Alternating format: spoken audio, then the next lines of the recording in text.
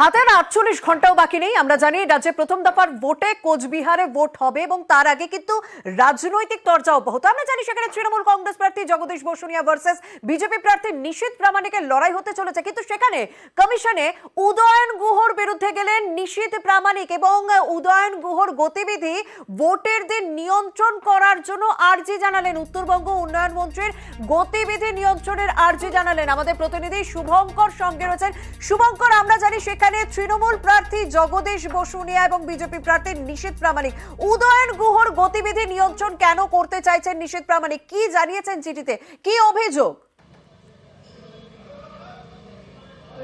হ্যাঁ শর্মিষ্ঠা, দেখো, উত্তরবঙ্গ উন্নয়ন মন্ত্রী উদয়ন গুহ দিনহাটা বিধানসভা কেন্দ্রের মধ্যে পড়ে এবং দিনহাটা বিধানসভা কেন্দ্রে তার যথেষ্ট প্রভাব রয়েছে এবং দিনহাটা তৃণমূল নেতৃত্বের যেটা দাবি দিনহাটা বিধানসভা কেন্দ্রে একটা ভালো ফল করবে।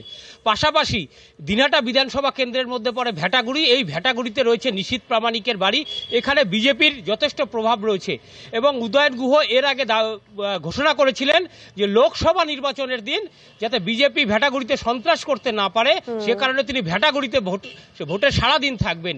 এবং এরপরই কোচবিহার লোকসভা কেন্দ্রের বিজেপি প্রার্থী নিশীথ প্রামাণিক তিনি গত 15ই এপ্রিল কমিশনের কাছে চিঠি করেছেন যে উদয়ন গুহ হচ্ছে মাস্টার মাইন্ড অব অল হুলিগানস, সমস্ত দুষ্কর্মের মাস্টার মাইন্ড হচ্ছে উদয়ন গুহ। তার উস্কানিমূলক বক্তব্য কর্মীদের গণ্ডগোল করতে পরিচালনা দেয় এবং সে কারণেই ভোটের দিন তার গতিবিধি নিয়ন্ত্রণ করা হোক।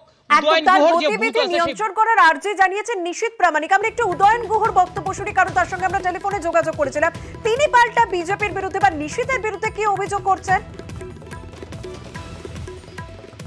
নিশীথ প্রামাণিক যেটা চেয়েছে সেটা ওর পক্ষে স্বাভাবিক ব্যাপার, কারণ ও যে পরিকল্পনা করে রেখেছে ভোটের দিন কিছু বুথ লুট করবে। উদয়ন গুহ বাইরে থাকলে সেই লুটের করবার যে পরিকল্পনা, সেই পরিকল্পনা ভেস্তে যাবে। পরিকল্পিতভাবে নির্বাচন কমিশনের কাছে আবেদন করা হয়েছে। ভোটটা একা উদয়ন গুহ করছে না তৃণমূলের পক্ষে, বরঞ্চ আমি খুশি হব যদি ও নির্বাচন কমিশনকে ধরে আমাকে গৃহবন্দী করতে পারে। তার ফলে যে রিয়াকশন হবে, কত ধানে কত চাল, সেটাও নির্বাচনের ফলাফল ঘোষণা হলে পরে বুঝতে পারবে। শুভঙ্কর, এই জায়গাতে নিশীথ প্রামাণিক উদয়ন গুহর গতিবিধি নিয়ন্ত্রণ করতে চাইছেন, কারণ তার অভিযোগ যে উদয়ন গুহ সন্ত্রাস করতে পারে এলাকায়, তাই তার গতিবিধি নিয়ন্ত্রণ করা। উদয়ন গুহ তিনি তো পাল্টা নিশীথ প্রামাণিকের বিরুদ্ধে ভোট লুটের অভিযোগ করছেন। সেক্ষেত্রে তৃণমূল কংগ্রেসের পক্ষ থেকে কি পাল্টা কোনো স্ট্র্যাটেজি নেওয়া হতে পারে? তারা কি নির্বাচন কমিশনের দ্বারস্থ হতে পারেন এই নিশীথ প্রামাণিককে নিয়ে? কারণ আর হাতে মাত্র কয়েক ঘন্টা থাকা ভোট শুরু কোচবিহারে। হ্যাঁ, গোটা বিষয়টি নিয়ে দেখা উত্তরবঙ্গ উন্নয়ন মন্ত্রী উদয়ন গুহ তিনি যেটা জানিয়েছেন যে শুধু উদয়ন গুহ নয়, উদয়ন গুহকে যদি হাউস অ্যারেস্ট করা হয় বা তার বুথের মধ্যে সীমাবদ্ধ রাখা হয়, কোচবিহার জেলা দিনহাটা সহ কোচবিহার জেলা গ্রামগঞ্জে হাজার হাজার উদয়ন গুহ রয়েছে, তারাই ভোট করাবে। কাজেই উদয়ন গুহকে সীমাবদ্ধ রেখে, উদয়ন গুহকে আটকে রেখে বিজেপি যে জয়ের স্বপ্ন দেখছে সেই জয়টা হবে না এবং বিধানসভা নির্বাচনের দিন, লোকসভা নির্বাচনের ফল বেরোনোর দিন সেটা প্রমাণ হয়ে যাবে।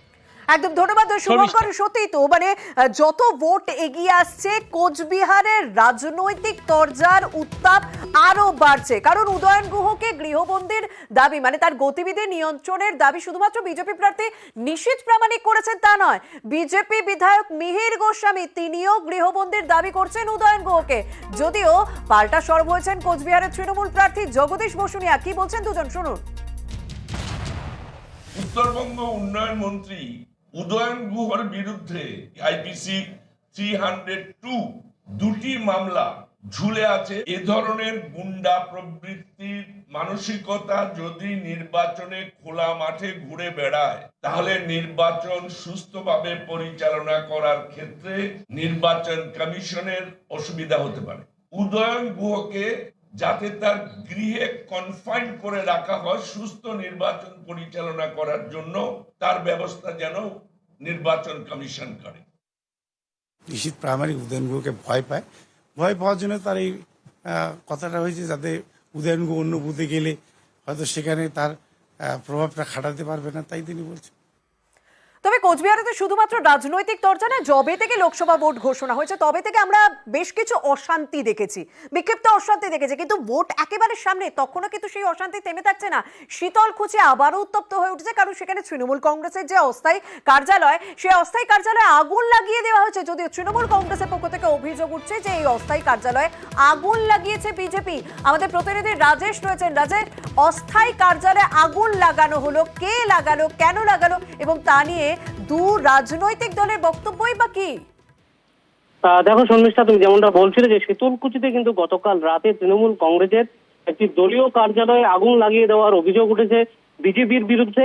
তৃণমূলের যেটা দাবি, তাদের একটি কর্মসূচি ছিল, সেখানে প্রচুর সংখ্যক কর্মী সমর্থক উপস্থিত হয়েছিল, সেটা দেখে বিজেপি ভয় পেয়েছে, তাই তাদের সেখানে যে অস্থায়ী দলীয় কার্যালয়টি ছিল সেটিতে রাতের অন্ধকারে আগুন লাগিয়ে দেওয়া হয়েছে, এমনটাই অভিযোগ তৃণমূলের। তবে বিজেপির পক্ষ থেকে পুরো ঘটনার অভিযোগ অস্বীকার করা হয়েছে। বিজেপির দাবি, তৃণমূল কংগ্রেস নিজেরাই তাদের এই অস্থায়ী কার্যালয়ে আগুন লাগিয়ে বিজেপির নামে মিথ্যা অপপ্রচার করছে, কারণ তৃণমূলের পাশে লোক নেই, সাধারণ মানুষ বিজেপির পাশে রয়েছে। ধন্যবাদ। দুই রাজনৈতিক দলের বক্তব্য শুনবো। আনুমানিক 10টার সময় আমাদের ওই মিরামারা ভক্তমোহন স্কুলের অপোজিটে একটা ওই মাচা ছিল, তারা সম্ভবত একটা তেল জাতীয় কিছু দিয়ে আগুন লাগিয়ে পালিয়ে যায় এবং আমরা পরবর্তীতে ডায়েরি করেছি এবং ডায়েরির পরিপ্রেক্ষিতে দুজন বিজেপি কর্মীকে অ্যারেস্ট করেছে রাত্রে। কাদের বিরুদ্ধে অভিযোগ আপনার? বিজেপি। সম্পূর্ণ মিথ্যা কথা। গতকালকে গোলনাহাটিতে যে ঘটনাটা আপনারা বলছেন, সেখানে একটা তৃণমূলের পথসভা ছিল এবং পথসভার পরে ওরা বিভিন্নভাবে আমাদের কর্মীদের উত্তপ্ত করার চেষ্টা করে। এই বুদ্ধিটা যেহেতু আমাদের বিজেপি পঞ্চায়েত নির্বাচনে আমরা দুখানা পঞ্চায়েত ওখানে জয়ী হই এবং বিপুল ভোটে জয়ী হই, সেহেতু ওরা সেই এলাকাটাকে উত্তপ্ত করার জন্য নিজেরা নিজেদের পার্টি অফিস আগুন লাগিয়ে দেয়।